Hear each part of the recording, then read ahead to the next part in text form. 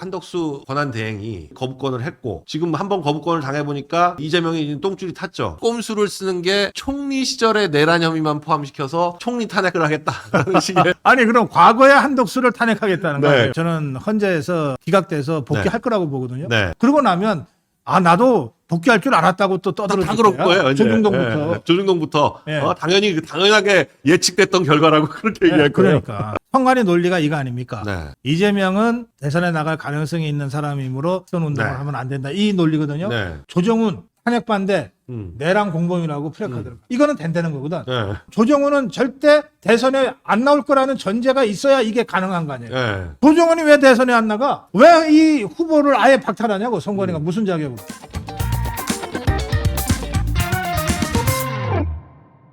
그 지난 주말에 이 집회 네. 탄핵 찬성 집회와 탄핵 반대 집회 이 집회를 언론들이 이제 보도를 안 할 수가 없잖아요. 이 규모가 이 반대 집회가 훨씬 크니까. 그러니까요. 예, 그동안은 막 애써서 무시하고 뭐 보도도 안 하고 뭐 이랬지만 이제는 같은 광화문에서 열리고 너무 비교가 되니까 이게 뭐 그냥 갈라진 민심 요런 정도로라도 하여간 보도를 하더라고요. 예. 어떻게 보십니까? 지금 이 저는 집회 상황이라든지 지금 말씀하신 거가 굉장히 중요한 변화를 말씀하셨다고 보는데요. 네. 우선 저부터 이제 평상복 벗고 전투복으로 입고 다닙니다. 네, 지금 완전히 이제 전투 국면인데 네. 그 언론들이요. 네. 뭐 저는 한 40년 언론 활동을 했지만 음. 진짜 저 비겁할 때 엄청 비겁하고 네. 눈치 볼 때 엄청 눈치 보잖아요. 네. 그러니까 그 대통령 계엄 발동되고 바로 해제되고 그리고 바로 탄핵 광풍이 몰아치면서 다들 언론이 8년 전처럼 될 거라고 생각했나 봐요. 네. 8년 전에는 박근혜 대통령이 힘 한 번 못 쓰고 그냥 쫙 해제를 밀려버렸죠, 뭐. 네. 그러니까 그때처럼 될 거라고 생각하고 전부 탄핵 쪽에 붙어서 네. 뭐 집회 보도를 해도 저 종북 주사파 보도만 주로 하고 네. 그런 식으로 했어요. 아예 개무시했는데 근데 언론의 속성이라는 게 광화문에 몇십만 명이 모였다, 100만 명이 모였다. 어쨌든 와서 안 보고 갈 수는 없거든요. 네. 모든 언론사들이 다 광화문에 어느 정도 모였냐 체크해봐라. 그리고 저쪽엔 얼마 모였냐? 저쪽에 여의도에 얼마 모였냐 네. 체크해봐라. 뭐 저쪽이 지금 경복궁 앞쪽으로 경복궁 앞쪽에서 모인다는데 거기는 몇 명이고 또 탄핵 저지하는 저 우파 쪽 집회는 몇 명인지 체크해봐라. 이거 다 네. 보도 받잖아요. 네. 보고 받잖아요. 그런데 지난 주말을 거치면서 우리 광화문 태극기 애국 세력들이 압도를 해버렸어요. 네. 제가 한 3시간 반 가까이 현장을 계속 돌았습니다. 네. 저 경복궁 쪽에 네. 모여 있었던 좌파 집회까지 다 둘러봤는데요. 이게 규모가 한 10배 이상 차이가 나요. 네. 경찰 추산으로는 3만 5천이요. 뭐 좌파가 뭐 2만 6천? 네. 경찰의 비공식 추정 네. 2만 6천이다. 뭐 우리 쪽은 3만 6천이다, 3만 5천이다. 근데 실제로 저 좌파들은 30만이 모였다고 주최 측이 주장을 했어요. 네. 그렇게 따지면 우리 쪽에 광화문 집회 주최 측은 200만을 얘기했거든요. 네. 그런데 우리가 수백 번 그 집회를 나가 보잖아요. 네. 취재하러도 가보고 하는데 어제 그제 토요일 날은 확실히 지난주 토요일보다 더 많이 왔어요. 네. 거의 2배 이상 왔다고 생각합니다. 네. 그래서 200만이라는 주최 측의 주장이 저는 과장이 아니라고 생각하거든요. 네. 그러니까 누구든지 가보면 느껴져요. 이게 차이가 너무 나는구나. 자, 그러면 이제 그 비겁하고 눈치나 보는 언론이 어떻게 생각하겠어요? 야, 이거 이러다가 8년 전하고 좀 양상이 다르네. 네. 이러다가 진짜 탄핵 기각이라도 되면 네. 그럼 우리 다 죽겠네. 그렇죠. 그러면은 자기들이 안전판이라도 빨리 만들어야 되겠다. 그래서 이제 보도국에 작은 줄 하나를 넣습니다. 네. 그게 탄핵 반대 집회도 있었다. 그런데 연합뉴스가 이 통신사잖아요. 네. 대부분의 언론은 연합뉴스의 기사를 받아서 기사를 만들잖아요. 네. 그 연합뉴스가 뭐라고 그랬냐면 두 집회를 비교해 주면서 탄핵 이후에 최초로 탄핵 반대 탄핵 저지 집회가 탄핵 찬성 집회보다도 더 많이 모였다고 보도를 했어요. 그러니까 이게 누가 봐도 분명한 객관적 팩트인 거예요. 그러니까 우선 조선일보부터 논조가 조금씩 바뀌기 시작했고 네. 그래서 저는 이것이 사실 정치는 머릿수 아니에요. 네. 결국 머릿수입니다. 결국 머릿수잖아요. 결국 머릿수예요. 뭐 네. 선거가 됐건 뭐가 됐건 네. 그러니까 우리 자유파가 더 많이 모인 거예요. 그것도 네. 몇 배 이상 모인 거예요. 네. 그러니까 아무리 저 종북주사파에 끌려다니는 언론이라 하더라도 네. 지살길 때문에라도 보도 안 할 수가 없는 거죠. 네. 그런데다가 결국 이제 헌재 재판관들도 굉장히 뭐 가장 정치적인 집단이 된 거죠 이미. 네. 네, 대한민국 뭐- 정치를 쥐락펴락하게 됐으니까. 네. 이 헌재 재판관이 이제 임명부터 시작해서 헌재가 어떻게 갈 것이냐 뭐 이런 것 자체가 네. 지금 이제 굉장히 관심사인데 네. 다행히 그래도 한덕수 권한대행이 지난주에 이제 거부권을 했고 예. 지금 한번 거부권을 당해보니까 그 이재명이 똥줄이 탔죠. 아, 그렇죠. 내일까지 지금 시한을 정해놓고 뭐 상설특검법이랑 김건희 특검법 안 받아들이면 네. 탄핵하겠다. 탄핵하겠다. 지금 그러고 있는데 탄핵이 가능하겠습니까? 탄핵도 그렇고. 우선 네. 한덕수 총리를 탄핵하겠다는 게 아니잖아요. 네. 그 저자들이 얘기하는 탄핵은 권한 대행이죠. 권한 대행을 네. 탄핵하겠다는 거 아니에요. 네. 왜냐하면 저자들이 왜 거부권을 발동하냐 그러고 탄핵하겠다고 협박했고 네. 이번에는 왜 공표 안 하냐 그러고서 탄핵하겠다 그러잖아요. 네. 그럼 공표의 권한은 대통령한테 있거든요. 네. 근데 대통령이 직무정지니까 그 권한을 대행하는 한덕수 대행한테 압박하는 거 아니에요. 네. 그러면 좌파들의 논리대로 하자면 한덕수 권한대행은 국무총리가 아니라 권한대행으로서 해야 될 일을 안 하기 때문에 탄핵하겠다는 거 아니에요. 네. 그러면 권한대행을 탄핵하려면 대통령이 준해서 탄핵해야지. 200석은 있어야지. 네. 대통령 탄핵할 때 200석이 필요하잖아요. 네. 그러면 대통령 역할을 제대로 못해서 탄핵하겠다고 하면 대통령 탄핵하듯이 한덕수 권한대행을 탄핵하려면 200석이 필요하잖아요. 네. 그 200석 만들어 보라 이거예요. 그래서 지금 그 200석은 도저히 못 만들 것 같으니까 이제는 뭐 도저히 못 만들죠. 이게 한번 당했기 때문에 이제 지난번에 찬성했던 사람들조차도 아무리 바보래도 네. 여기서 한덕수 탄핵에 찬성표 던지는 네. 국민의힘은 그 사람도 아니에요. 예, 그럼 진짜 그 무조건 제명시키든지 뭐 네. 당원권 정지를 시켜가지고 비례대표는. 근데 그랬더니만 또 꼼수를 쓰는 게 총리 시절의 내란 혐의만 포함시켜서 총리 탄핵을 하겠다라는 식의. 아니 그럼 과거에 한덕수를 탄핵하겠다는 네, 거예요. 과거의 한덕수를 탄핵하는 거죠. 그럼 총리 탄핵하고 권한대행은 계속 하면 되지. 지금 저 시비를 거는 게 권한대행 한덕수 아니에요. 네.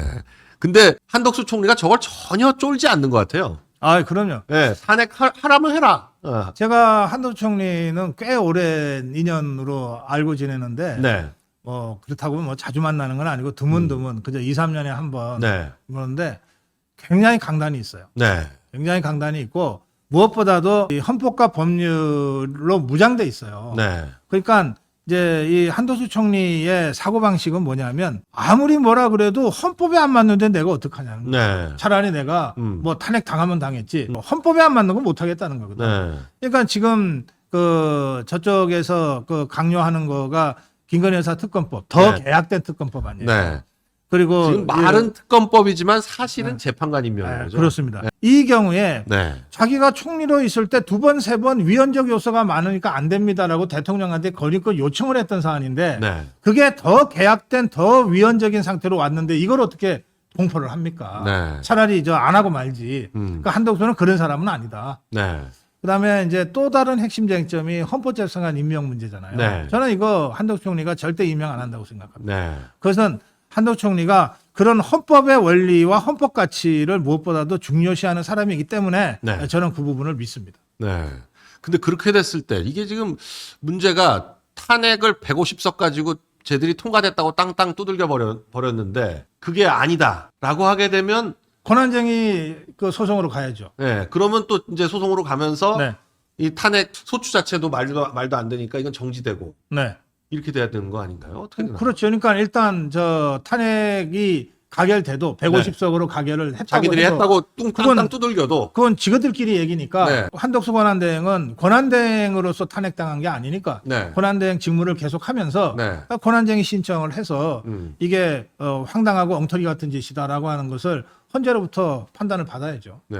아니 이미 대통령 권한대행이라는 게 대통령이나 같은 거고 같습니다. 비대위원장이 대표랑 같은 것처럼 대통령 권한대행은 대통령이고 경호처에서는 사실상 대통령하고 똑같이 경호를 하고 그렇죠. 있다는 거는요. 네. 라고 대통령 하는 얘기가 비서실도 직무정지된 윤석열 대통령에 대한 최소한의 보좌는 네. 해야 되지만 실제로는 거의 모든 직무를 직무를 한덕수 권한대행한테 지금 보좌하는 쪽으로 편제를 이미 바꿨어요. 네. 그 좌파들이 잘 알고 있다고요.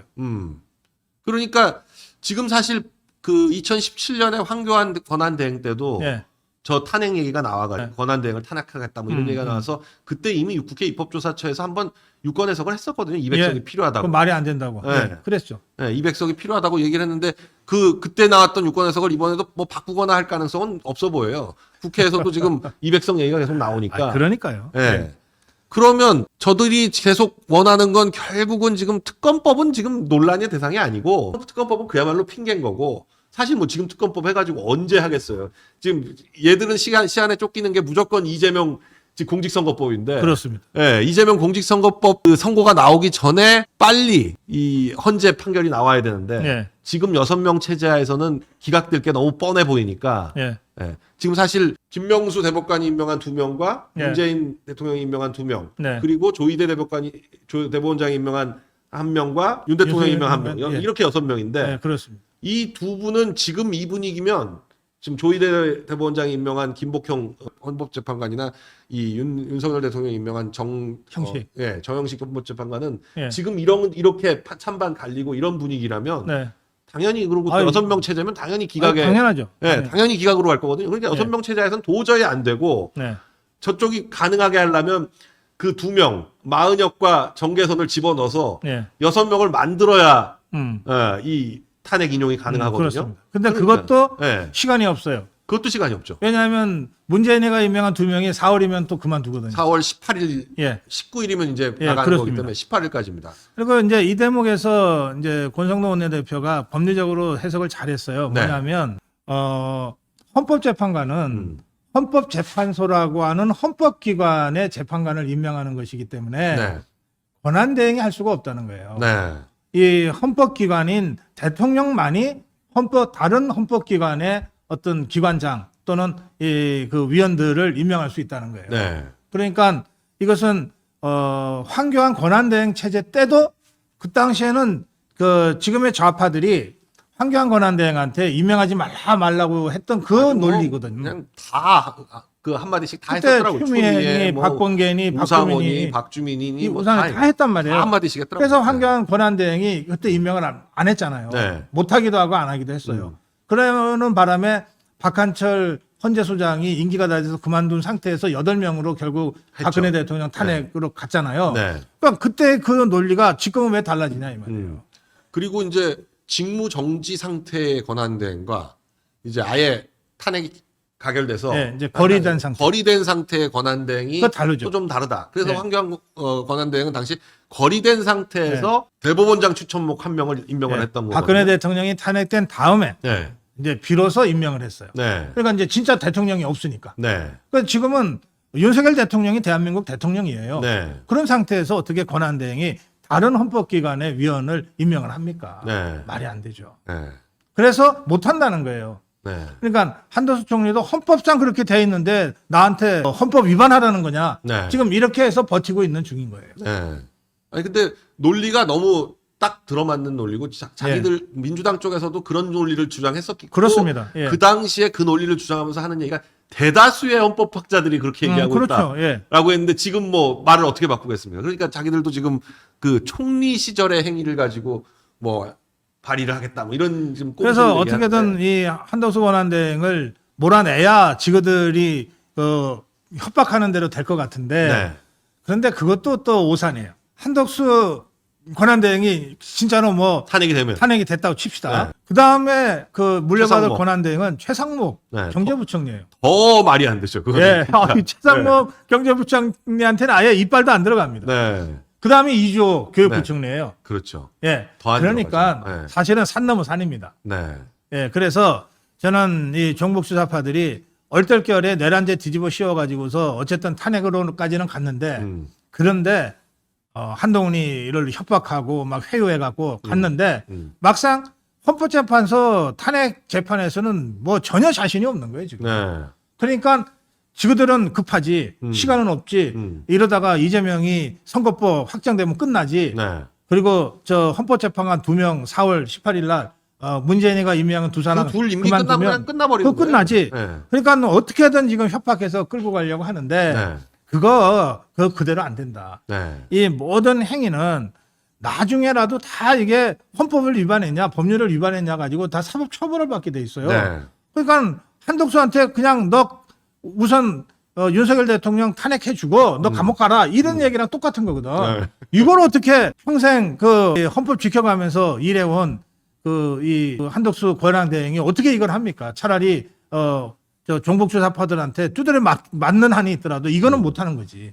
그리고 그 두드려 맞는 게 그렇게 또 기간이 긴 것도 아니고 한 석 달, 예, 1월, 2월, 3월까지만 그렇습니다. 예. 버텨도 그냥 저들이 포기할 수밖에 그리고 없죠. 언론이 지금 논조가 바뀌고 있잖아요. 네. 그리고 적어도 이 문제에 관해서는 제가 볼 땐 연초만 돼도 이제 분위기가 많이 바뀔 것 같아요. 그렇습니다. 지금 그리고 특히 네.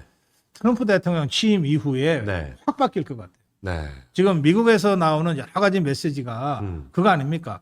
쉽게 말하면 지금 윤석열 대통령을 내란죄를 걸어서 탄핵한다는 것도 웃기는 얘기지만 네. 설사 그렇게 한다 치자. 그러고 나면 이재명이 대통령 될 텐데 그러면 한미 관계 끝난다. 그 너네 그렇게 갈라 그러냐? 지금 이 메시지가 계속 나오잖아요. 네. 그리고 특히 이제 트럼프 대통령이 사실은 보통 선거하면 부정선거가 좀 있었어도 내가 이겼으면 이제 그건 끝났으니까 네. 하고 그냥 넘어가는데 트럼프 대통령 안 그렇더라고. 네. 2020년 선거를 네. 확실히 밝히려고 하고 있고. 예, 그리고 그래서 이번에 대통령 당선된 그 축하연에서도 부정선거 얘기를 했어요. 네. 내가 이겼지만 밝히겠다는 거 아니에요. 그러면 지금 윤석열 대통령이 부정선거를 가지고 비상계엄을 발동한 여러 가지 그 아주 핵심적인 이유가 있었다라고 지금 밝혀지고 있잖아요. 네. 그러면 트럼프 대통령 입장에서 윤석열 대통령은 자기하고 너무 비슷한 거야. 그리고 자기가 풀지 못했던 문제를 윤석열 대통령도 풀지 못하고 있다가 비상계엄이라는 방식을 통해서는 풀려고 했구나 라고 하는 걸 트럼프 대통령이 누구보다도 잘 알고 있는 거예요. 그런데다가 지금 대통령 탄핵당하면은 결국은 이재명이가 들어서 갖고서 대한민국이 이상해질 것 같잖아요. 네. 그러니까 강력한 제동을 지금 걸기 시작했거든요. 네. 미국의 소리 방송에서 연일 그런 메시지가 나오고 있습니다. 네. 그리고 정영진 신세계 회장을 트럼프 주니어가 일부러 초청해서 네. 5박 6일 동안 마라로고에서 같이 체류하면서 트럼프 당선인도 만났다는 거 아닙니까? 네. 그 정영진 신세계 회장이 그 멸콩 가지고 유명했던 네. 사람 아니에요. 네. 그러니까 저는 이 한국 정치 상황에 대한 굉장히 그 심도 깊은 이해 그리고 그에 따르는 심각한 우려 이거를 지금 트럼프 당선인과 그 핵심들이 하게 됐다. 네. 그래서 지금 1월 10일 그 트럼프 대통령이 막상 취임을 하면 지금 당선인 신분이니까 네. 외교 안보 문제에 대해서 메시지를 내는 것을 본격적으로 좀 낼 수가 없죠. 자제하고 네. 있는데 자제하는 거죠. 네. 들어오는 순간 완전히 달라진다. 저는 그 점도 굉장히 중요한 변수라고 생각합니다. 그러니까 제가 볼 때 그 트럼프 지금 그 핵심적인 외교 안보가 제일 중요한 게 이제 일단 캐나다하고 멕시코에다가 25% 관세 매기겠다. 이게 세거든요. 그거는 그럼요. 이제 예. 중국에서 들어오는 것도 막으면서 캐나다, 멕시코한테 정신 차려라. 이게 그렇죠. 그 국경 제대로 안 막으면 가만 안 있겠다라는 센 메시지를 보낸 거고 네. 그것 때문에 뭐 트리도가 날아가고 말하고 당장 그렇죠. 쫓아가가지고 그냥 정말 보기 안쓰러울 정도로 고개를 숙이더라고요. 그런 상황인데 그러고 나서는 이제 중국한테 관세 60% 매기겠다 지금 그렇게 네. 하고 있어서 그리고 이제 우리나라에 대해서는 어떤 식으로 볼 거냐 이게 문제인데 지금 하여간 그 트럼프의 취임이 상당히 기대가 그렇죠. 된다. 그리고 어제도 트럼프가 예. 페어 일렉션 얘기를 또 했다고. 그럼요. 예. 그리고 트럼프 대통령이 문재인이한테 제대로 쏘았던 경험이 있잖아요. 네. 아주 그냥 그거 속은 거를 계속 뽑기를 하고 있더라고요. 보면. 예. 오죽했으면 그래 저기 노딜까지 했겠어요. 네. 그러니까 그 경험들이 있기 때문에 그 이재명이가 되면 문재인이보다 더한 자가 된다라고 하는 인식도 확실하게 갖고 있는 거 아니에요. 네. 그러니까 저는 이 문제에 관해서 그 1월 10일 트럼프 대통령 취임은 굉장히 중요한 변곡점이 될 수 있다고 생각합니다. 네. 그리고 한 가지만 더 말씀드리면 지금 정광훈 목사 부부가 트럼프 대통령 취임식에 공식 초청을 받아서 지금 미국을 간다고 그러더라고요. 네. 그러니까 그 한국의 초청되는 명단과 만나는 사람들을 보면 그러니까요. 예, 어떤 생각을 하는지를 알 수가 있어요. 이게 대한민국의 그 기성 언론, 레거시 미디어라고 하는 자들은 정말 세상이 어떻게 돌아가는지 잘 몰라요. 네. 그래서 무슨 광화문 태극기 애국 세력을 이끌어온 정광훈 목사를 부를 때마다 구구 어쩌고 저쩌고 네. 붙여서 부르잖아요. 네. 근데 바로 그 레거시 미디어가 얘기하는 그 극우의 대표적인 인사를 트럼프 대통령이 당선 그 취임식에 그 직접 초청을 하는 거예요. 네. 그러니까 지금 세상이 그 정도로 이 레거시 미디어나 종북 주사파가 바라보는 우물안 개구리 같은 이런 세상이 아니라는 거예요. 네. 그거를 우리 국민들이 좀 제대로 인식하셔야 돼요. 아니 그러니까 정용진 회장을 만났다는 게 네. 지금 트럼프가 대통령 당선되고 나서 만난 사실상 국내 인사로는 처음이거든요. 아, 그렇습니다. 네, 네. 첫 인사인데 네. 그 5박 6일이나 일본 같은 경우에는 다른 정치는 안 만나고 아베 전 총리의 부인을 만났거든요. 아키에 네. 여사를 만났죠. 그 메시지와 예. 그러니까 그 정도 그걸 보고 우리는 야, 이 트럼프가 이렇게 생각하고 있구나라고 느끼는 것처럼 네. 정용진 회장을 만났다는 건 네. 정용진 회장은 이 재계 인사들 중에서도 가장 사실 가장 저쪽에서 보면 극우라고 하는 거죠. 예. 아, 멸콩 아닐까요, 멸콩. 예. 그런데 그 정용진 회장을 만났다는 건 이 네. 메시지가 분명히 있다. 그럼요. 네. 아베 총리가 뭐 암살당해서 지금 이제 그 유고 이게 사망했지만 네. 그 일본의 현대 정치사에서 가장 우파적인 성향의 총리였잖아요. 그렇죠. 그 뭐 정상 국가론을 아주 그냥 신봉하는. 네. 그 아베 전 총리의 미망인을 초청한 거거든요. 네.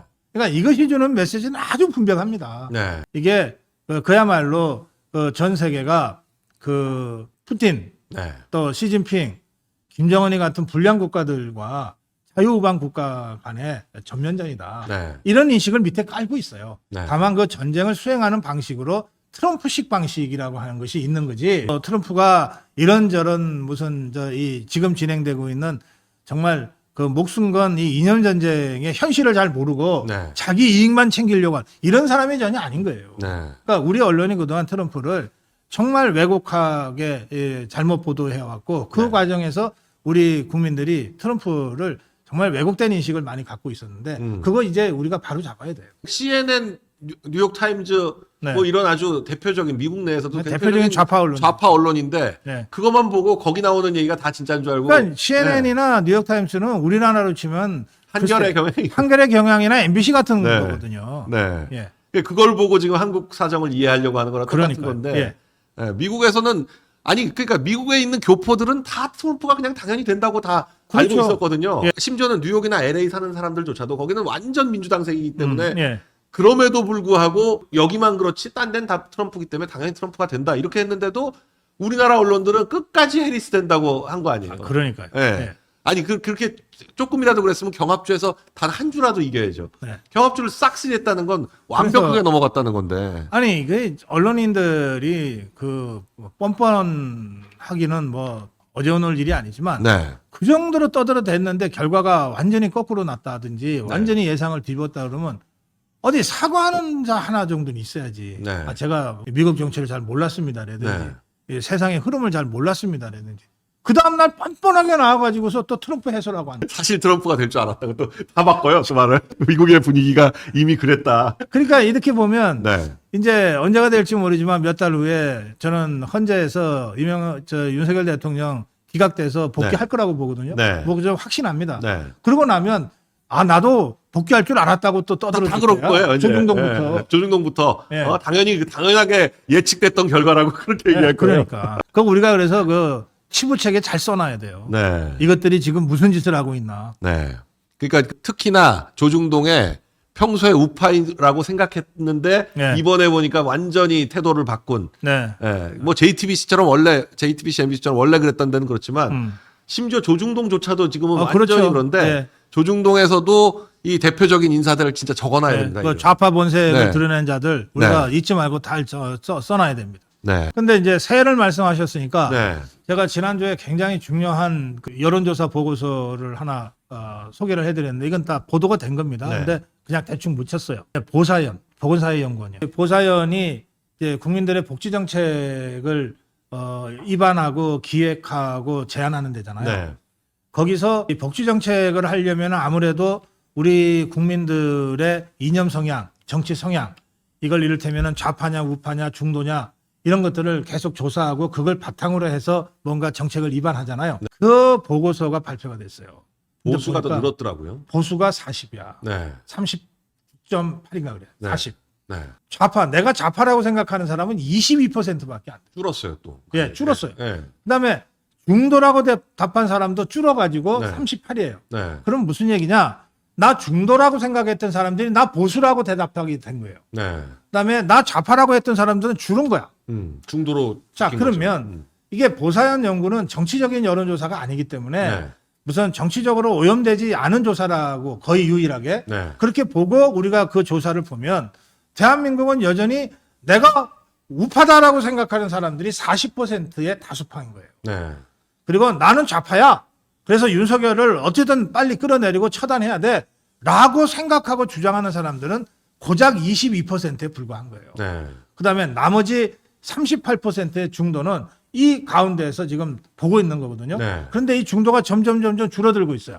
줄어들고서 대신에 보수가 늘었으니까 중도가 보수로 더 왔다. 중도가 우파로 더 왔다는 얘기입니다. 네. 이게 대한민국이에요. 그러니까 우리가 저 종북 주사파들은 자기들이 워낙 소수인 줄 알아. 네. 그러니까 이거를 보이기 위해서 자꾸 뻥튀기를 하고 조직적으로 동원을 하고 세를 과시하기 위해서 유니폼 따로 차려입고 막 이렇게 하는 거예요. 네. 근데 그게 역효과가 나니까 더불어민주당에서는 파란 옷 입지 마라. 이런 황당한 메시지까지 낼 정도 아니었어요? 네. 그렇게 해서 뻥튀기를 하려는 거예요. 이게 그 별것도 아닌 개구리가 큰 이 적을 만나면 오 해갖고서 막 하잖아요. 맹꽁이. 네. 그러니까 결국 그거 터지잖아요. 그러니까 그런 꼴이야 지금.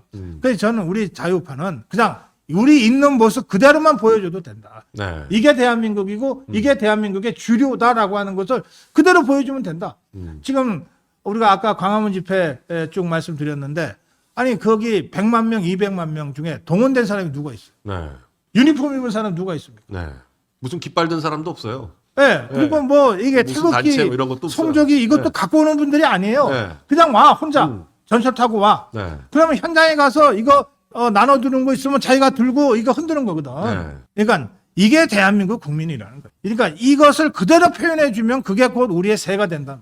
네. 근데 이거에 또 영향을 좀 받은 것 같긴 해요. 저쪽 집회가 좀 새가 또 팍 줄고 네. 연예인들 지금 뭐 선결제 해놓겠다 어쩌고 떠들었던 친구들이 쏙 들어가 버렸어요. 그거 영상 그런 인스타 다 지웠더라고. 다 지급들이 지웠어. 삭제를 해. 왜 네. 지급들이 내려? 그 CIA에 신고한다 그러니까 네. 쫄아가지고 일본 아니, 대사관 근데- CIA에다 신고한다 그러니까 일본 못 가고 미국 못 갈까봐 완전 쫄아버렸어요. 그 9.11 테러가 미국에는 엄청난 충격이었잖아요. 네. 근데 그 이전부터 네. 9.11 테러 그 이전부터도 지금 더불어민주당의 국회의원 배지 달고 있는 자들 중에 네. 꽤 많은 숫자가 예전에 뭐 미 미국 문화원 네, 방화를 그런 사건, 했다. 네. 뭐 정청래, 미 대사관 김민석. 점거를 했다. 네. 이런 걸로 훈장 달듯이 네. 반미운동했던 자들이 훈장 달고서 국회의원 쉽게 단 자들이 많아요. 네. 이 자들 그동안 미국이 입국 불허했어요. 네. 아니 미국 대사관에 가서 불지른 자들을 어떻게 우리가 입국을 받아주냐 이런 거였잖아요. 정청래가 2013년까지도 미국을 못 갔더라고요. 그렇지. 네. 이인영이도 그렇고. 국회의원 된 게 세 번째까지 돼가지고 네. 위원장이 됐는데도 대한민국 국회의원도 미국 입장에서 볼 때는 네. 미국의 안전에 위해가 될 수 있다 생각하면 못 들어오게 하는 거예요. 네. 그건 당연한 거 아닙니까? 네. 그럼 예를 들면 맨날 어디서 반환 시위나 하고 한국 대사관에 막 폭력을 행사한 자가 그 나라 국회의원 돼서 한국에 들어온다 그러면 우리가 받아줘야 돼요? 네. 당연히 못 들어오게 해야지. 그런 거 아니에요. 그러니까 최근에도 며칠 전에도 노르웨이의 전 총리였는데도 불구하고 예. 2014년에 이란을 갔다 방문한 예. 전력이 있다는 걸로 적성국가 방문했으니까. 세컨더리 네. 그러니까 이 입국 심사할 때 바로 통과가 안 되면 저기 가서 좀 잠깐 기다려요. 그리고 거기서 막 몇 시간 기다려. 잘못하면 24시간 있어야 그게 되거든요. 다른 나라 총리건 뭐건 상관없지. 미국의 출입국 관리 그 직원들은 이 미국의 입장에 봐서 위해가 되냐 안 되냐만 판단하면 되니까. 네. 이 사람 누군지가 중요한 게 아니라 그럼요. 이 사람의 전력에 뭐가 있느냐 이게 중요한데 그 SNS 같은데 지금 이 탄핵 찬성 집회는 미국에서 볼 때는 이건 완전 친중 반미 집회지. 친중 예. 반미 시위예요. 왜냐면 이걸 예. 주도하는 세력들이 예. 민노총이니 무슨 뭐 전농이니 하는 이런 데들이 다 반미 단체들인데. 그리고 저자들이 맨날 광화문 태극기 애국 세력이 태극기는 알겠는데 왜 성적이 왜 성적이는 드냐고 졌냐 그러는 거예요. 이런 식으로 계속 비난하고 매도해 왔잖아요. 네. 그럼 그럼 그 세력은 반미지. 예. 그러니까 그 반미를 미국이 왜 받아주냐고. 그러니까 반미인지를 미국이 너무 잘 알고 있는 아니, 거죠. 그러니까 일본도 쉽게 너무 잘 말해서 알고 있는 거고. 아니 반미 하려면 해라. 그것도 네. 사상의 자유니까 대신에 애들 미국 가서 유학시키지 마라 그러면. 그리고 본인도 미국 갈 생각하지 말고. 미국 가지 마라. 일본 갈 그리고 생각도 미국 하지 가서 말고. 뭘 상품 팔려고 하지 마라. 네. 거기 가서 그냥 공연을 해. 반미한다 그러면서. 간단한 얘기 아니에요. 네. 아니 그러니까 김유나는 뭐 일본이 지옥이고 뭐 후쿠시마 오염수가 어쩌고 뭐 떠들더니 또 일본 도쿄에서 콘서트를 한다 그래가지고. 저랬더니까 네. 저기 뭐야 광우병 때 뭐 미국산 소고기 먹으면 어떻게 된다는 자가 미국산 쇠고기 스테이크 전문점 열잖아. 아니 그러니까 이 한국의 좌파들은 이게 뺄도 없고 자존심도 아무것도 없어. 그냥 돈 되는 일이면 다 하는 게 좌파야. 그러니까 이 말만 좌파지 네. 행동은 완전히 그냥 돈파예요. 아니 돈파. 오죽하면 강남 좌파란 말이 나왔고. 네. 근데 이게 지금 그 JTBC, KBS, 아니 MBC 이런 데서 굉장히 이것 때문에 그 탄핵 찬성 집회가 쪼그라드는 게 느껴지니까 네. 팩트 체크한다고 하면서 네.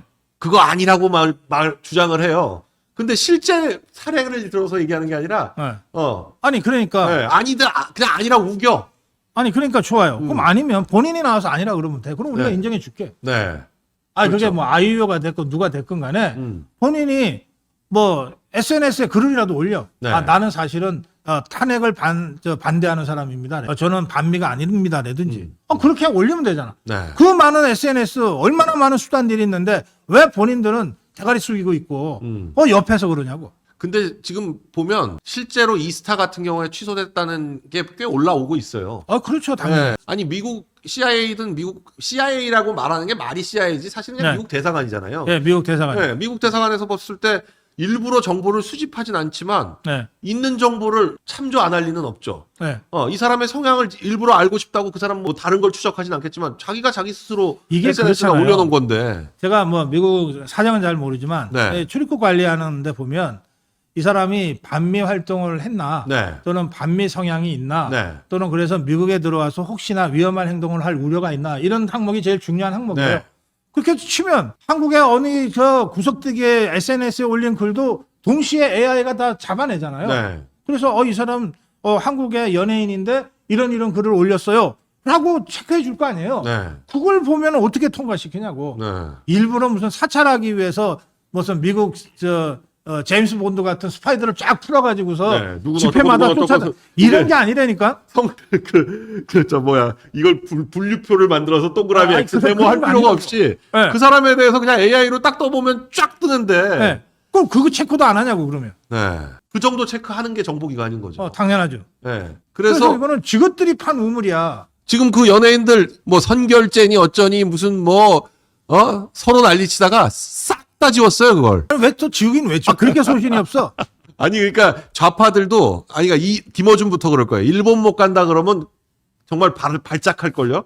그렇게 일본 좋아하는데 이승환, 김어준, 주진우 다 그냥 일본에서 늘 모이고. 아유, 그냥 그런 허접한 것들하고 뭐 이렇게 말을 썩자 그러니까 네. 참 제가 쪽팔립니다. 네. 선관위. 예. 선관위가 이번에도 또 시작했습니다. 예. 이재명은 안 됩니다는 이재명이 곧 대선 나올 거라서 낙선 운동이기 때문에 안 되고 그 정연욱 의원은 내란 주동 세력이고 뭐 그 선동 세력이다. 이거는 또 허용하고. 이 선관위가 이게 완전히 지발에 지가 걸려 넘어져 버렸는데 네. 오늘 그 결정을 뭐 재검토한다 그러니까 좀 기다려는 봐야 되겠습니다만 선관위 논리가 이거 아닙니까? 네. 이재명은 대선에 나갈 사람이므로 대선에 나갈 가능성이 있는 사람이므로 사전선거 운동으로 낙선 운동을 네. 하면 안 된다. 이 논리거든요. 네. 그러면 이 선관위의 주장은 세 가지의 잘못된 가정이 있어요. 첫째는 윤석열 대통령이 탄핵이 인용될 거라고 하는 전제가 있어요. 네. 그건 당연하다고 보는 거죠. 탄핵이 인용돼야 네. 뭐 조기 선거가 되지. 네. 그다음에 두 번째는 이 조기 선거가 이루어질 경우에 이재명이가 더불어민주당의 대통령 후보가 될 거라는 전제가 있어. 네. 그거는 그 소리 들으면은 김부겸이니 김경순이 뿔나지. 그다음에 세 번째는 이자가 지금 선거법으로 1심에 1년 징역형을 받았잖아요. 네. 그러니까 2심, 3심에서 안 무너지면은 아예 나가지도 못하는. 나갈 수가 없어. 근데 이게 다 무죄가 될 거라고 하는 전제가 있어야만이 이게 대선 후보가 되는 거고. 네. 이 세 가지 전제가 있는 거예요. 그렇게 해서 이재명 안 된다는 불어 이렇게 돼 있잖아요. 네. 그러니까 이거는 선관위가 어쩌다 한 번 잘못해도 이게 국가기관이 이럴 수 있냐 그러는데 세 가지의 정말 허황된 전제를 깔고서 이재명은 안 된다 이렇게 돼 있는 거거든. 네. 그러니까 이거는 정말 기관을 정말 해체해야 돼요. 이런 네. 정도 선관위는 이건 정말 우리나라에 필요 없어요. 네.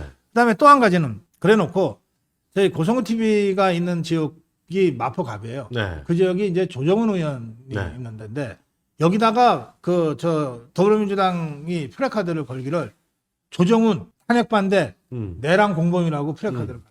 그러면 이거는 된다는 거거든. 네. 그러면 이 플래카드는 조정훈은 절대 대선에 안 나올 거라는 전제가 있어야 이게 가능한 거 아니에요. 네. 선관위 논리대로 나가면. 네. 조정훈이 왜 대선에 안 나가? 아니 지금 더불어민주당 국민의힘의 현역 의원들이 왜 대선에 안 나가냐고. 전부 다 경선에 뛸 수는 있지. 그렇죠. 그러면 경선에 뛰면은 예비 후보잖아. 네. 왜 이 후보를 아예 박탈하냐고. 선관위가 무슨 자격으로. 그러니까 이런 정말 황당한 그 예당과 전제, 잘못된 전제, 이게 대여섯 개가 한꺼번에 있어서 이 결정이 내려진 거거든. 네.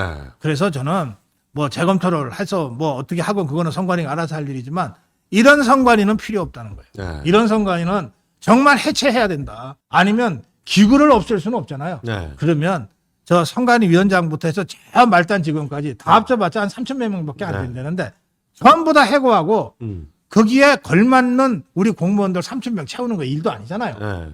그렇게 해야 된다 생각합니다. 네. 지금 사실 그 부정 채용에 연루돼 있는 직원이 거의 반 이상이 넘더라고요. 1,000여 건이라고 그러죠. 네. 1,000여 건. 반 이상이 넘어요. 예. 그런 조직이 어떻게 그 가장 공정해야 될 선거를 관리한다는 게 예. 그리고 저 보면 선거가 이제 2년에 한 번씩이니까 네. 나머지 평년에는 놀아요. 놀죠. 네, 놀다가 네, 노는 해에 돈 예산이 더 많아. 아니 그리고 이자들 제가 한번 들여다본 적이 있어요. 네. 선거 있는 해에 그렇게 해외 출장을 많이 가. 그리고 선거 있는 해에 저 출산 휴가도 많이 가. 그래서 평소에 내가 안 났다가 선거 아니, 있는 해에 출산 왜 휴가. 선거 있는 해에 해외 출장을 가냐니까 선거 업무는 하기 싫은 거야. 골치 네. 아프니까. 네. 그러니까 이 저 중간 간부 이상은 해외 출장 뭐 순번대로 돌아가는 게 있나 봐. 네. 좀 힘 좀 있는 자들은 꼭 선거 앞두고서 해외 출장을 가더라고. 이렇게 운영. 자기 일은 하기가 싫은 거예요. 예. 그리고 평소에 놀아야 돼. 평소에 놀고. 네. 근데 이 선관위가 우리 강영석 변호사는 국회의원 해봤으니까 잘 아시겠지만 사실 국회의원 입장에서는 경찰, 검찰, 국정원보다 더 무서운 게 선관위 직원이야. 그러니까 선출직인 사람들은 다 그래. 선관위를 겁낼 수밖에 없어요. 선관위 직원 하나만 쓱 나타나면 네. 다들 막 바짝 긴장할 수밖에 없는 거예요. 이게 100만 원이니까 예. 100만 원이면 5년을 못 나오는데 네. 100만 원이니까 이게 선관위가 눈만 불어라도 100만 원 넘어가거든요. 그렇죠. 네. 거기에다가 선거법은 오죽 복잡해. 네. 그리고 이걸 다 저것들이 유권해서 그래. 자기들 마음대로. 그래서 이 선거 한 번 뛰면은 선관위에다가 이거 해도 됩니까라고 맨날 물어봐야 돼. 네. 그건 물어보는 전담 변호사를 캠프에 둘 정도도 안 나요. 이렇게 해서 선관위가 딱 틀어잡고 있거든. 그러면서 저것들 뒤로는 저짓을 하는 거예요. 그래서 보통 선관위 그러면 우리 일반 국민들은 검찰, 경찰, 국정원 그러면 엄청 세 보이잖아. 거기는 근데 선관위는 별거 아니라고 생각하는 선관위에 거예요. 갈 일이 없으니까. 그거 아니에요, 여러분. 네. 선관위야말로 가장 강력한 이 사정기관이에요. 수사권은 없지만 조사권을 행사하고 수사 의뢰권을 하거든. 고발을 하거든. 그래서 국회의원은 말할 것도 없고 저기 뭐 지방에 3천여 명의 기초단체 의원, 광역의원, 네. 단체장 이런 사람들 딱 생명줄을 잡고 있어. 근데 이게 이 사람들만 잡는 게 아니라 예비 후보들까지 다 선관위가 관리해. 네. 그러면 수만 명의 이 정치권 인사들이 다 선관위에 멱줄이 잡혀 있는 거예요. 그러니까 선관위가 무소불위의 기관이 돼 있는 거고, 그러니까 대통령이 저 선관위가 딱 해서 버티고 문을 안 여니까, 서버를 개방 안 하니까 비상계엄 발동을 통해서라도, 비상계엄 때는 영장 없이도 압수가 가능하니까. 네. 그래서 정말 불가피한 조치를 선관위를 향해서 취했던 겁니다. 네. 선관위를 어떻게 개혁하느냐 이게 아주 중요한데 선관위가 근데 무슨 이유에서인지 민주당하고 딱 붙어 있단 말이에요. 네, 딱 붙어 있죠. 그거는 조혜주 때부터 그렇게 됐다고. 네. 네. 조혜주가 확실히 선관위 분위기를. 그러니까 그 전에 네. 김대년이라는 사람이 네. 그 박근혜 정부 말기까지 선관위 사무총장을 할 때는 이 사람이 구급 공무원에서 올라간 사람이에요. 네. 그때 그 당시의 여론조사를 보면 가장 깨끗하고 신뢰성 있는 기관으로 선관위가 1, 2위에 꼽혔어요. 그랬었죠. 네, 예전에. 그런 선관위였어요. 네. 그런데 이 김대년 사무총장이 이제 선관위의 위원 중에서 상임위원 있잖아요. 네. 장관급. 이 자리로 다 추천이 됐어요. 음. 근데 정권이 바뀌어 버렸어. 정권을 탈취해서 좌파들이. 네. 그래서 이 자리에 조혜주를 갖다 집어넣었잖아요. 네. 그 캠프에서 일했던. 선관위 상임위원. 법률 위반이야. 이 조혜주를 갖다 집어넣으면서 선관위를 장악하고 정치적으로 오염시키기 시작한 거예요. 그래서 사실은 순식간에 이게 오염이 돼버린 거야. 네. 예, 위에 상임위원이 제일 중요하잖아요. 선관위 상임위원이 사실상 선관위원장이죠. 예, 사실상 선관위원장이에요. 네. 장관급으로 혼자서 상임하면서 선관위 위원장은 선관위 다른 위원들은 다 비상임이고 네. 상임위원 한 명만 선관위에 그래서 있는 거예요. 이 선관위 상임위원 밑에 사무총장 그리고 이제 한 3천여 명의 선관위 직원 이렇게 돼 있거든. 그러니까 이 대가리부터 딱 오염을 시켜놓고 캠프에 있던 조혜주를 갖다 받고 선관위를 완전히 지그덕글로 만들어버려. 7, 8년 사이에 이렇게 된 거예요, 선관위. 그래서 역으로 얘기하면 네. 이거를 바로잡는 것도 시간 별로 안 걸린다는 뜻이에요. 우리가 제대로 된 선관위 상임위원, 네. 제대로 된 선관위 사무총장만 딱딱 바꿔 끼면 알아서 재정이 정리하고 여과하는데 네. 이제 1, 2년이면 된다는 겁니다. 그래서 다음 지방선거 전에 이걸 해내야 돼요. 네. 다음 국회의원 선거, 다음 대통령 선거 전에 이걸 어떻게든 해내야 돼요. 저는 윤석열 대통령이 복귀하면 가장 먼저 해야 될 네. 일이 바로 이거다. 복귀하면 선관위 그리고 또 지금 이 공수처, 검찰, 경찰의 이 경쟁, 과다 경쟁 예. 이것도 윤 대통령이 복귀하면 반드시 짚고 넘어가야 되는데. 그러면 네? 이게 네. 진짜 하이에나들 같아요. 뭐 동물의 왕국 보면 이 하이에나는 그래도 사냥해서 먹는다. 사자가 자꾸 죽은 거 먹는다 그러는데 뭐 그건 동물의 왕국 얘기고 우리가 흔히 하이에나 떼들이라고 얘기하는 그 하이에나들이에요. 네. 이게 뭐 윤석열 대통령이 이제 곧 죽을 것 같으니까 전부 달려가지고서 살점 하나씩 뜯어먹으려고. 네. 그러면 그걸로 끝나냐? 그게 아니고 나 이렇게 해서 살점 뜯어냈어요. 라고 누구한테 가서 보고하겠어요? 이재명이한테 가서 보고하는 거예요. 이재명이한테 가서. 그래서 세간에는 확인되지 않은 풍문이지만 세간에는 이런 소리가 들리는 거예요. 야, 그저 박세현인가 그 검찰 특수본 이 친구가 검찰총장 내락을 받고 윤석열 대통령을 내란죄로 잡겠다고 자임을 했다더라. 네. 이런 식의 소문이에요. 이건 네. 확인되지 않았으니까 사실 확인이 필요하지만 이런 식의 소문이 돌 정도로 검찰이나 경찰이나 공수처나 이 기관들이 또 이번에 그 눈물 찔찔 짰던 그 똥별들 네. 이런 자들이 전부 다른 건 몰라도 나는 살아야 돼. 그리고 이번에 잘 넘기면 내가 오히려 출세할 수 있어. 그래서 윤석열 대통령 시체팔이 하듯이 시체 뜯어먹기 하듯이 이런 식으로 이것들이 덤벼들었던 거예요. 네. 근데 이게 그러다 보니까 사실은 온갖 법률 위반들이 벌어졌어요. 그리고 지금 그 법률 위반들이 나중에 다 이 문제를 삼아야 돼요, 그걸. 온갖 법률 위반들이 네. 내란죄라고 하면 검찰이 수사 못합니다. 네. 근데 공수처도 못하고. 공수처도 못해. 네. 내란죄는 경찰만 하게 돼 있어요. 네. 현행법상. 네. 근데 이거를 전부 다 지긋들이 하겠다고 나섰잖아요. 이게 전부 법률 위반이야. 그러니까 지금 뭐 직권남용죄를 가지고 거기에 관련 사건으로 해서 수사한다? 그렇게 따지면 검경수사권 조정법안이 이거 아무 의미가 없어요. 아무 의미 없죠. 아무 의미가 없어요. 다 뭐든지 다 걸어서 하면 되니까. 그러니까 이거 자체에 대해서 천대엽 법원행정처장이 계속 문제 제기를 했는데도 불구하고 검찰 공수처가 해서 막 사람을 구속시켰단 말이에요. 예. 나중에 가가지고 이거 다 불법 체포 불법 감금이에요. 그러니까 뒤늦게 이것들이 네. 알아가지고 검찰이 퍼넘겨버렸죠. 사건을 네. 넘겼는데 네. 그러나 이미 벌어진 일이야. 이 검찰과 공수처의 불법 네. 수사는 이미 벌어졌어. 음. 이건 빼도 박도 못해. 이미 지금 구속시켰던 지금 그 국방부 김용현 장관부터 시작해서 지금 별들을 지금 수도 없이 구속을 시켰는데 예. 이 구속이 조금만 지나면 일단 그 김용현 장관부터 기소 28일에는 네. 해야 되니까 그러고 나서 며칠 있으면 다 그러니까 연말 내로 연초까지 다 기소가 되고 나면 예. 이제 법원의 시간이 오잖아요. 검찰은 이제 그다음부터 공소 유지를 해야 되는데 법원의 시간이 왔을 때 검찰이 과연 그 수사가 정당했다라고 그러니까 할 수 있냐 이거죠. 이게 상식을 갖고 있는 법원이라면 판사라면 우선 이렇게 물어봐야 돼. 수사 권한은 갖고 했냐? 네. 그거부터 제일 물어봐야지. 네. 지금 영장이 나왔다고 해가지고 마치 다 인정받은 걸로 착각을 하고 있는데 네. 영장 판사는 지금 분위기상 안 해줄 수 없으니까 자기가 욕먹기 싫으니까 그냥 해준 거예요. 그 영장은 초기 단계에 불과하기 때문에 예. 막상 기소가 돼서 법원의 시간이 완전히 온 다음에 재판부가 판단하는데 예. 그 재판부는 이 영장 판사하고는 아무 관계가 없어요. 그럼요. 물어볼 거라니까 이게 적법한 수사에 의한 기소냐? 바로 저거부터 나온다고요. 그러면 만일에 수사권이 없는데 수사를 했다? 그럼 다 그 증거 자체가 다 위법수집 증거가 되고 그 행위로 해서 체포 감금한 것도 다 불법 체포 감금이 되는 겁니다. 그렇죠. 예. 그래서 저렇게 해서 불법 체포된 사람들은 이제 풀려나야 돼요. 네. 바로 이제 그렇게 되면 이제 보석으로 바로 네. 나올 거고. 풀려 나올 네. 뿐만 아니라 저렇게 불법 수사를 해서 감금을 불법적으로 한 사람들은 처벌 안 할 수가 없잖아. 네. 네. 그거 다 형사처벌해야지. 저 124조에 딱 조항이 있습니다. 형법에. 네. 123조가 직권남용이지만 124조는 바로 재판 검찰 경찰 인신구속에 관한 직무를 행하는 자가 직권남용에서 체포감금인데 이 지금 직권남용 부분은 명백한 게 법조문에 없는데 네. 직권남용죄를 걸어가지고 이렇게 확대한 거가 직권남용이에요. 그럼요. 예. 네? 직권남용죄를 고리로 해가지고 내란죄를 수사한 것 자체가 직권남용이기 때문에 그것과 관련된 모든 사람들이 지금 처벌을 받는 거죠. 불법 체포 감금이 되는 겁니다. 그러니까 비교하자면 이런 거예요. 네. 조폭이 가다가 담배꽁초를 또 길에다가 버리다가 걸렸어. 경범죄야. 네. 경범죄로 잡아가지고서 조폭 조직 수사한 거랑 똑같은 거야. 네, 그렇죠. 지금 조폭에 대한 수사 권한이 없는데 그걸 경범죄를 걸어가지고 네. 하는 거랑 똑같은 거죠. 그러니까. 네. 예. 아니 지금 직권남용죄하고 내란죄가 어느 정도 비슷해야죠.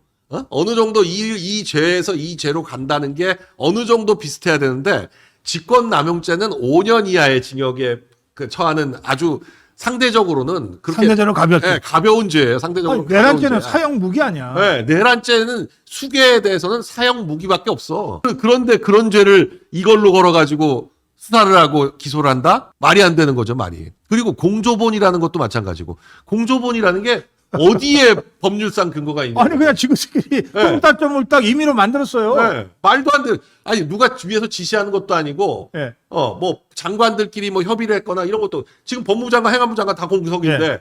자기들끼리 꼼짝달짝달짝 그것들끼리 급하니까 아이고 우리가 이거 큰일 나게 생겼네 하니까 네. 급하게 만든 거예요. 그럼 그 예산하고 조직은 도대체 어디서 나와서 하냐 이거죠. 공조본이라는 게 아니 계엄 때 합동수사단은 계엄법상 딱 그렇게 만들도록 돼 있잖아요. 어쨌든 법적 근거를 갖고. 네, 법적 근거가 있고 합수단장은 강첩사령관이 하고 이게 딱 정해져 있어서 그렇게 만들어지는 건데 네. 그거 아니고 공조수사라는 게 무슨 원래 수사기관은 공조하면 안 되는 거죠 원칙적으로는 그렇죠. 맘대로 예. 공조를 할 거면 뭐하러 따로 만드는 다 하나로 묻지. 트럭 체킹 하라고 일부러 네, 나눠놓은 거고. 일부러 나눠놓은 건데 검찰과 경찰이 서로 따로 하고 다 해가지고 공소유지하고 이렇게 하도록 돼 있는 거지 그걸 자기들끼리 맘대로 공조해? 그래서 이 종북수사파들의 그 특징 중에 하나가 편향이 많다는 거 아니에요. 그러니까 지금 자기들이 뭐 탄핵시키고서 와 몰고 가니까 이제 곧 탄핵된다고 생각하니까 이 과정에서 지그들이 하는 일은 법적으로 나중에 심각한 문제가 될 거라고 하는 것도 미처 생각을 못 하는 거예요. 네. 일단 하여튼 윤석열 대통령만 끌어내려 놓으면 된다. 그러면 그 다음에는 다 자기네 세상이니까 그러면 설사 그 과정에서 문제가 됐던 것들도 다 해결된다. 네. 맞으면 목적이 수단을 정당화한다. 이겁니다. 그래가지고 지난주에 진짜 웃기는 일 중에 하나는 석동현 변호사를 내란 선동죄로 고발을 했어요. 아니 지것들 말대로라면 예. 내란이 있었고 예. 끝났잖아. 예. 이미 끝난 내란을 선동했대 뒤에. 그리고 그걸 선전했다는 거야. 예. 지금 그런 식으로 이것들이 갖다 대서 석동현 변호사를 선동선전은 음모보다도 전 단계예요. 아니 그렇지. 네. 그래서 내란 선동선전이라는 죄가 성립하려면 내란이 있기 한참 전에 미리부터 이걸 분위기를 띄우는 거. 그 다음이 음모. 근데 이석기도 음모는 인정 안 되고 선동만 인정됐었거든요. 예. 근데 지금 내란이 다 끝났는데 그걸 어떻게 선동선전? 아니 그래서 저 이재명이 하고 무슨 김윤덕인가 사무총장을 이제 석동현 변호사가 이제 무고죄로 이제 막 고발을 오늘 한다 그러는데 네. 막 고소를 한다 그러는데 저 정북수사파가 지금 정신들이 없어요. 네. 근데 그 논리를 적용하면 우리 강형석 변호사하고 저도 지금 내란 선전죄 해당. 그렇죠. 내란 선전죄. 내란이 해당 안 된다고 지금 주장하고 주장하니까 있으니까 다, 탄핵하면 안 된다고 주장하고 있으니까 다 지금 선동죄에 걸리는 거야. 네. 그래서 제가 지난 주말에 그랬어요. 그래 날 고발해라. 그래. 한번 해보자. 아니 그러면 지금 광화문에 탄핵 반대 집회 모인 군중들은 200만 명을 고발해야 되는 다 거야. 고발해야죠. 다 네. 내란 선전죄고 거기서 마이크 잡고 얘기하시는 분들 다 내란 선동이고.